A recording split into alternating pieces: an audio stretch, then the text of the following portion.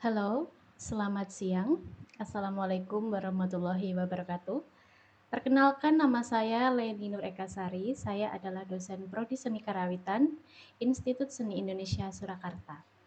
Saya akan mewakili tim untuk mempresentasikan hasil penelitian kami yang berjudul Artistic Legitimasi in Javanese Kepesindenan, A Case Study of a Transgender Sinden at Institut Seni Indonesia Surakarta.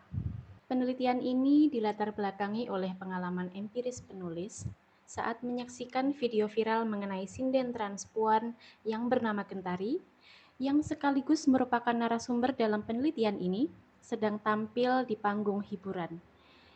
Kebetulan narasumber utama tersebut merupakan mahasiswa dari penulis yang sedang mengambil peminatan tugas akhir minat pengrawit. Di antara pilihan-pilihan instrumen dalam tugas akhir minat pengrawit, narasumber memilih mayor sinden yang dalam ranah praktik akademik notabene dilakukan oleh perempuan. Melihat dari panggung komersial, narasumber kerap tampil sebagai sinden dengan mengenakan busana kebaya lengkap dengan sanggulnya layaknya seorang perempuan. Namun di sisi lain, pada panggung akademik ujian tugas akhir, narasumber tampil sebagai sinden namun mengenakan busana beskap layaknya seorang laki-laki. Kemudian, berdasarkan kedua fenomena tersebut, memunculkan pertanyaan penelitian, yaitu bagaimana legitimasi artistik sinden transpuan dinegosiasikan saat berpindah dari ruang pendidikan ke ruang pertunjukan yang lebih luas. Fenomena ini dilihat dari kacamata politik estetika mengenai legitimasi artistik sinden transpuan antara panggung akademik dan panggung hiburan. Penelitian ini dilakukan secara kualitatif dengan desain studi kasus dengan narasumber utama Gentari dan juga narasumber atau kasus pembanding yaitu Denny Maulana.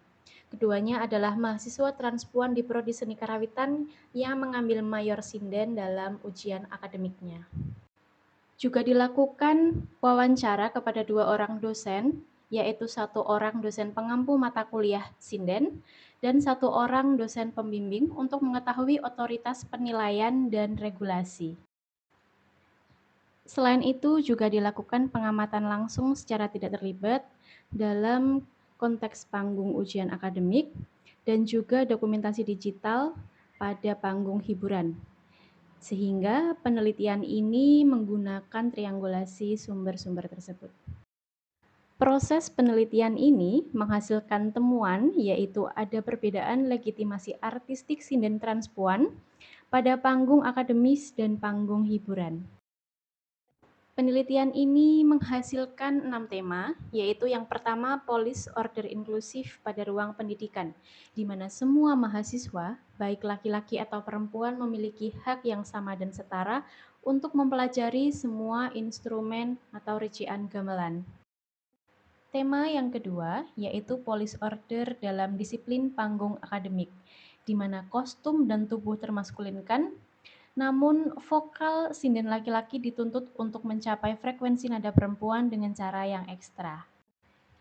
Alih-alih memfasilitasi keselarasan antara suara dan identitas yang dihayati oleh subjek, police order panggung akademik justru menuntut disiplin tubuh vokal untuk menahan dan menetralkan ekspresi feminimnya pada frekuensi suara, sembari tetap menegakkan penanda maskulin pada penampilan fisik.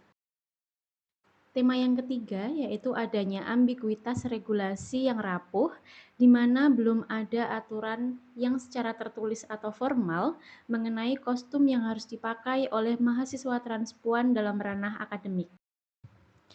Fenomena regulasi yang ambigu ini bukan gejala yang unik pada ruang akademik, melainkan pola struktural yang berulang di berbagai ranah kehidupan individu transpuan di Indonesia. Status legal layanan afirmasi gender bersifat ambigu karena ketiadaan kejelasan hukum dan regulasi. Yang keempat, yaitu disensus sebagai penegasan batas diri di atas panggung komersial.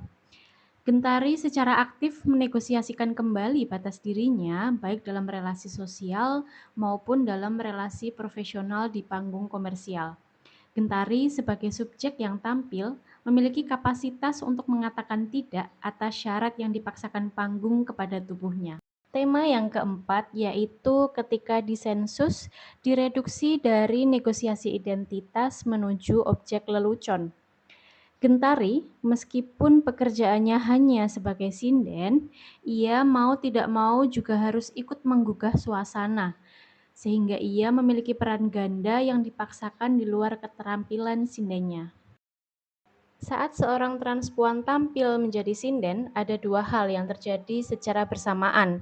Di satu sisi, sinden menunjukkan kalau ia mempunyai harga diri dan tetap profesional, misalnya dengan berani menolak untuk dicium oleh sang dalang. Tetapi di sisi lain, penyelenggara malah memanfaatkan penampilannya hanya untuk bahan lelucon demi menghibur penonton. Tema yang kelima, yaitu modal sosial emosional yang menjadi penopang navigasi di ruang ganda. Kunci kebertahanan Gentari yaitu ada pada dukungan keluarga serta kekuatan mentalnya. Motivasinya makin berlipat ganda karena terdapat dua hal, yaitu pertama, ia memiliki role model seniman perempuan hebat, dan kedua, ia berhasil membuktikan kemandiriannya dengan membiayai kuliahnya sendiri, sehingga sekarang diakui dan dihormati oleh masyarakat di kampung halamannya. Tema yang terakhir yaitu menuju model legitimasi bersyarat bagi sinden lintas gender. Riset ini menunjukkan jika langkah pertama bukan langsung mengubah isi aturan mengenai kostum ataupun vokal. Yang paling mendesak justru mengubah status hukumnya. Aturan yang semula hanya lisan dan subjektif yang sangat tergantung selera masing-masing dosen, seharusnya menjadi sebuah kebijakan tertulis yang resmi, transparan, dan mengikat secara institusi. Berdasarkan temuan-temuan tersebut, diperoleh kesimpulan bahwa mekanisme legitimasi artistik sinden transpuan di Surakarta bersandar pada keberuntungan personal dan relasional, bukan pada kepastian institusional yang adil dan konsisten.